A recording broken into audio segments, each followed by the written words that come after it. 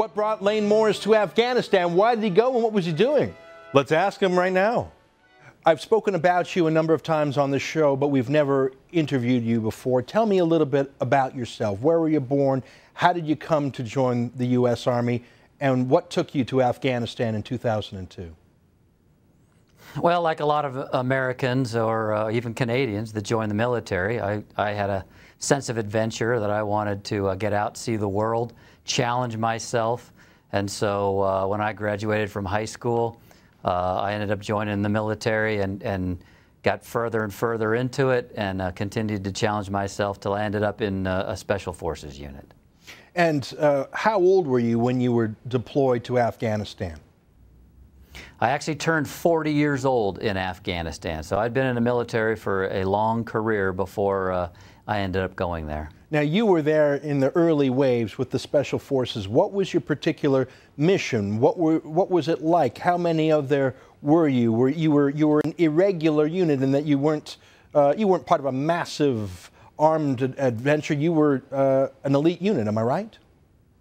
That's right. A Special Forces team, or an A team, is made up of 12 individuals, each with a different specialty or skill.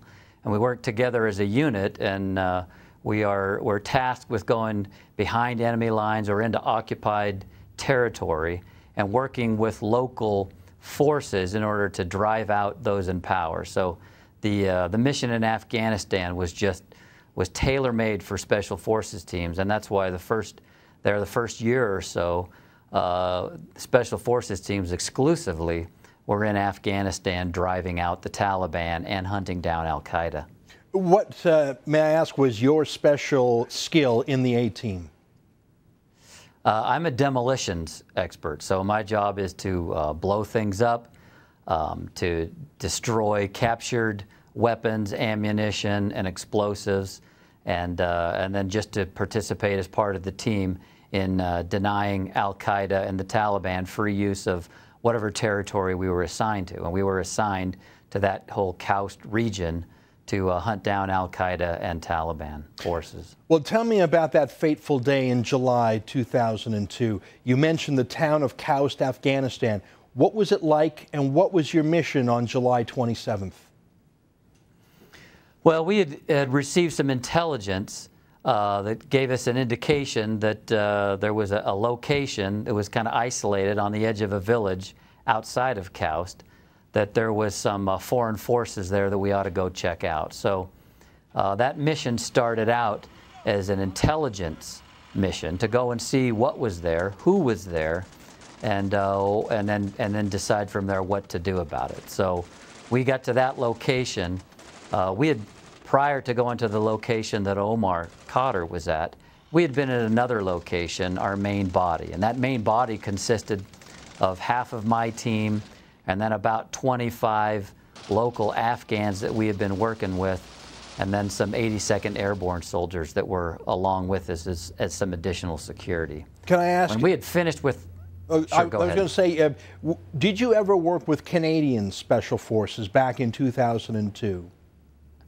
Absolutely. When I got to Khoust, the Canadians were already there. We relied on Canadian, the PPCLI, as our security. We could not have survived without Canadian forces. A Special Forces team needs some security, and so our security were those Canadian forces. So they were responsible for the compound that we had set up our camp in. They were responsible for the security of that operating base, as well as being our quick reaction force. So Canadians outnumbered us in our base. You'd have 12 Americans and then approximately 50 Canadians. So they were the force. They were in charge of the base. They had the base set up for security, Claymore mines, the fighting positions, the 24-hour security. That was their job. We could not have functioned without Canadian forces being co-located with us there. Now, here's what's so fascinating, and here's what I think no Canadian knew, is that the base you were at flew both the American and Canadian flags. You sent me some photos that I would like to show right now to Canadians to show what your base looked like.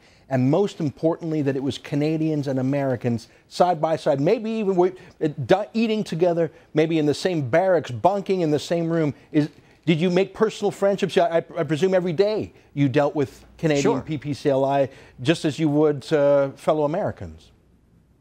Absolutely. And if you drove by the base, and when we talk about base, we're really talking about a compound that's no bigger than a typical single-family home. When you drove by that base, you wouldn't see Americans. You would see Canadians. You would see Canadians in the fighting positions, manning the checkpoints, checking security. You would see Canadians with their very distinctive helmets and uniforms as opposed to Americans. So other than seeing an American flag flying alongside a Canadian flag, you would really see that base as a Canadian facility. So Omar Khadr, who was spying on the base, who was surveilling the base, who was laying landmines around the base, as far as he knew, it was, well, in fact, the flag was flying, Canadians outnumbered you 2 or 3 to 1. He was spying on and landmining Canadians as well as Americans that day. Absolutely. I've often wondered when I heard that Omar engaged in those activities, that I wonder if he was conflicted at all to look at Canadians running that base, and I wonder if he said to himself, "Wow, those are my countrymen. I shouldn't be engaged in this type of conflict against them." But obviously, it didn't concern him. Well, tell me what happened when you confronted this outpost, this little fortress on the outskirts of the town of Kaust. Tell me what happened when you approached it. Well, I approached that compound with 5 other soldiers. So there was simply 6 of us. So this was not a combat mission. This was an investigation. And we came upon that compound and simply proceeded to check it out. And as we went anywhere in Afghanistan, people flocked to wherever we were. So the people from the surrounding village who saw us coming surrounded us. So we ended up in a situation where for 45 minutes to an hour, we simply sat outside of that compound and waited for somebody to come out to talk to us. And the village sat there with us.